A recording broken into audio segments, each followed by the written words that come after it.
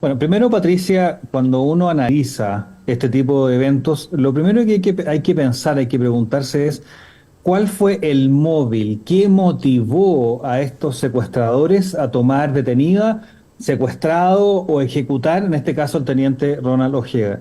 Y ese móvil claramente no era un móvil de pedir una recompensa, como son muchos secuestros, ¿no es cierto?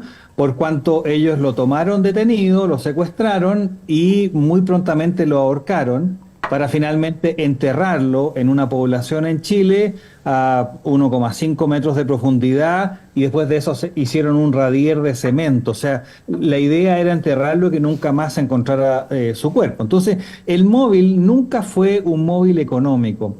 ¿Y cuál es la preocupación que nosotros tenemos, Patricia? Que es que el móvil político, o sea, que la dictadura de Maduro haya pedido por encargo este crimen, utilizando el Tren de Aragua, porque esa hipótesis ya está bastante firme en Chile, que fue efectivamente el Tren de Aragua, es un móvil que no se puede tomar, o sea, no se puede descartar. Y si eso fuera así, es una violación grotesca de soberanía en Chile. Es una potencia extranjera, un país, un tercer país, que a través de sus contactos, su fuerza, hace una operación de corte de inteligencia o militar por encargo en una nación libre y democrática. Y por lo tanto eso no puede aceptarse. ¿Usted se siente contento con el resultado de la investigación hasta ahora? Absolutamente no, Patricia, porque fíjate que primero los sospechosos se les siguió el rastro del celular y ese rastro del celular se termina cerca de los pasos fronterizos, uno en Perú y uno en Bolivia. Después, el gobierno de Chile fue tremendamente lento y tremendamente débil en la reacción, cuando desde el inicio la hipótesis del móvil político, o sea, una acción de Maduro era bastante clara desde el inicio, y no se hizo absolutamente ninguna medida que no permitiera a este tipo de secuestradores, sean militares, en ese minuto no se sabía, por cierto, o sea, a través de un encargo, o lo que sea, salieran de Santiago con facilidad. No se tomó ninguna medida y se demoró mucho tiempo en cerrar al menos las arterias que permiten escapar de Santiago hacia el norte, el sur o hacia la cordillera en dirección a Argentina. Entonces, vimos una reacción muy lenta del gobierno y el gobierno prácticamente, me refiero al presidente Boric, prácticamente no se ha referido a la materia. Se ha referido a la materia dos veces. Una, para defender al Partido Comunista, que sigue apoyando a Maduro permanentemente. Antes de dar el pésame a la familia del teniente venezolano, defendió el Partido Comunista. Y una sola ocasión en que sí, por fin habló al menos, no dijo mucho, pero al menos se refirió a la materia. Yo creo que el gobierno de Chile ha sido tremendamente débil y por eso, Patricia, yo hago un llamado a todas las democracias latinoamericanas a que no podemos permitir actos violentos como este de parte de narcodictaduras o dictaduras, sea la de Maduro, sea la de Nicaragua o sea la de Cuba. Ningún país, y menos una dictadura, puede simplemente hacer una acción o en un tercer país.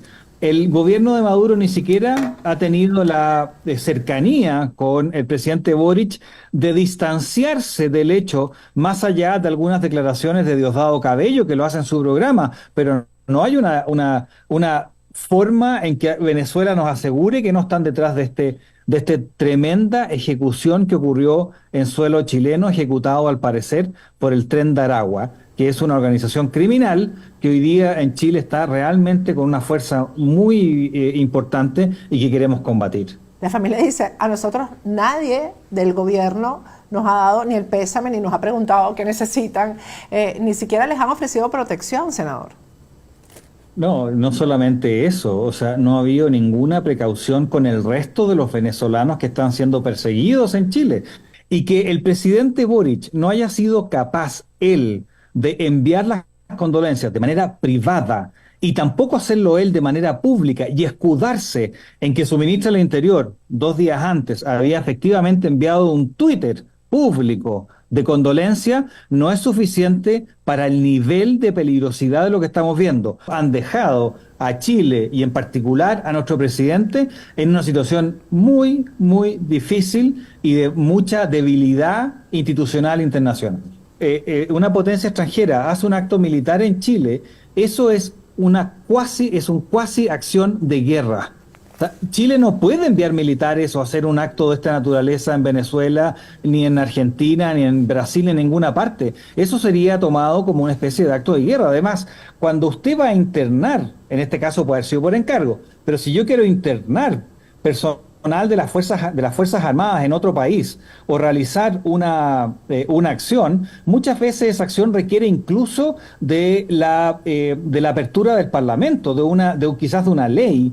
O sea, el Parlamento tiene que aceptarla, ni siquiera se puede hacer de manera ejecutiva en la presidencia. Entonces, esto es de la máxima gravedad y efectivamente contaban con cierta información que nos permite pensar que información interna de Chile tenía, pero eso no obsta a que esto perfectamente pudo haber sido un crimen por encargo y que el móvil sea político a una persona que estaba siendo perseguida y que estaba dentro de los 33 personas que el Ministerio de Defensa ha dicho públicamente que está persiguiendo.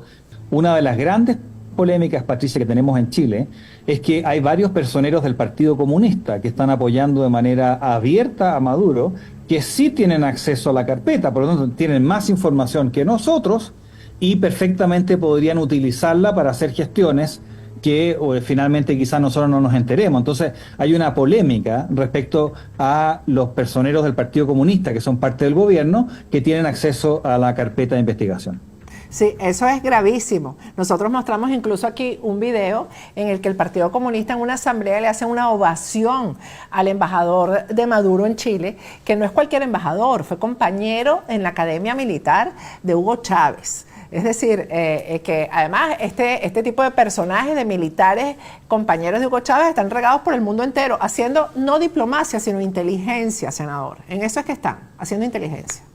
Bueno, y quiero contarle, Patricia, que el embajador lo que hizo en el evento que usted está mencionando fue a un homenaje a una persona del Partido Comunista muy conocida en Chile, que ya murió hace un par de años, y se le preguntó sobre el caso del teniente Ojeda, y el embajador, en vez de decir que Venezuela no tiene nada que ver con ese caso, simplemente guardó silencio.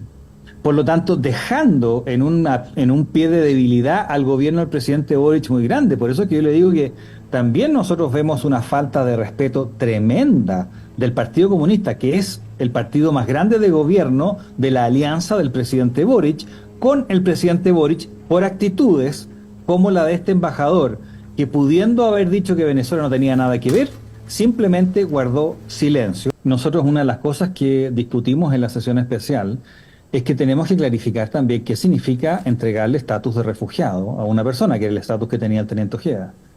Tenemos que clarificarlo porque él no es el único refugiado, nosotros tenemos muchos más refugiados, muchos menos de los que deberíamos por la cantidad de solicitudes que tenemos. Pero claramente tenemos que discutir cuáles son los requerimientos al Estado chileno cuando el Estado chileno entrega refugio a una persona. Va un funcionario del presidente Boric a Venezuela a firmar un convenio, invita, digamos de alguna manera, a la alteración de la soberanía de Chile, ¿no? Primero, Chile tiene un interés de poder conocer información policial de personas que vienen de Venezuela, porque efectivamente han habido problemas. Como con todas las nacionalidades en todas partes, ¿no es cierto? De hecho, hay muchos chilenos con problemas en Estados Unidos, así que, y en España, así que esto es de todas partes, en todas partes. Pero ¿cuál es el problema y por qué nosotros hemos pedido de que no se implemente este convenio y el intercambio de información se haga a través o de la Interpol o de los otros mecanismos que ya existen en Latinoamérica? Y es porque la definición de los delitos en los cuales se entrega información para Chile es distinta que los delitos para Venezuela. Venezuela es bastante claro que una persona que es un opositor al gobierno, esa oposición al gobierno es suficiente en algunos casos para la dictadura de Maduro para decir que el solo hecho de ser opositor implica ser parte de una banda de crimen organizado que quiere o de terrorismo que quiere subvertir el orden supuestamente constitucional. Por lo tanto, un simple opositor puede terminar siendo una persona perseguida por la justicia. Y este convenio, el problema que tendría es que tendríamos que entregar información para quien ellos, a través de una definición política, consideran que es un delincuente pero para nosotros y nuestra legislación y nuestra democracia no lo es. A nosotros, a nuestro juicio, este convenio, lamentablemente, a pesar de que sí a Chile le conviene, que le convendría que tener una contraparte que entregue información sobre muchos venezolanos que son parte del Tren de Aragua o de otras organizaciones criminales, esto puede terminar siendo bastante mal usado y esa es la preocupación que nosotros tenemos. Entonces, eso es absurdo pedirle hacer un convenio de este tipo, porque además el Tren de Aragua trabaja para el régimen. Entonces, el régimen jamás va a dar datos contra estos delincuentes que están en toda América Latina y aquí en Estados Unidos también. La realidad es que estamos tratando con gente que no es confiable, con gente que no tiene valores democráticos, gente que no considera la importancia de la institucionalidad, de leyes que han sido redactadas para perseguir más que para garantizar condiciones. Entonces, cuando uno tiene una contraparte que no se puede confiar, no es razonable, en este caso, firmar un convenio que probablemente va a ser utilizado para su ventaja más que para poder entregarle información a Chile. Usted nunca puede desconectar a las instituciones de la política. ¿Ya? Siempre hay pesos y contrapesos. Pero lo más importante, Patricia, creo yo, para que una institución sea o lo más independiente posible, es que la autoridad política no pueda remover a esa autoridad. Si la autoridad política puede remover a esa autoridad, se acaba ipso facto independencia. La independencia. Sí. Y esa es la independencia que hemos expresado muchos senadores en muchos de estos casos, que independiente de lo que opinen otras personas o los partidos políticos, nosotros hemos podido defender la libertad porque tenemos la independencia de poder seguir nuestro periodo más allá del ciclo electoral.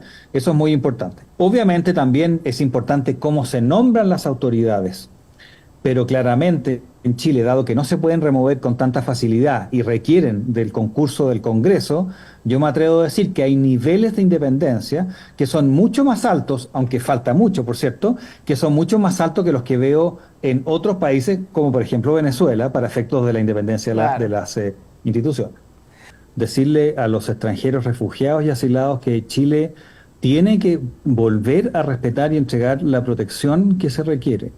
Decirle a la familia, más allá del pésame, que le entrego con mucho cariño, que consideramos que el teniente fue un aporte para Chile, que no debió haber ocurrido y como senador le pedimos disculpas por lo que Chile pudo no haber hecho y quizás debió haber hecho para defenderlo. Por lo tanto, la idea de que Chile es un asilo contra la opresión, nosotros vamos a pelear por eso hasta las últimas consecuencias. Y en eso yo sí me puedo comprometer.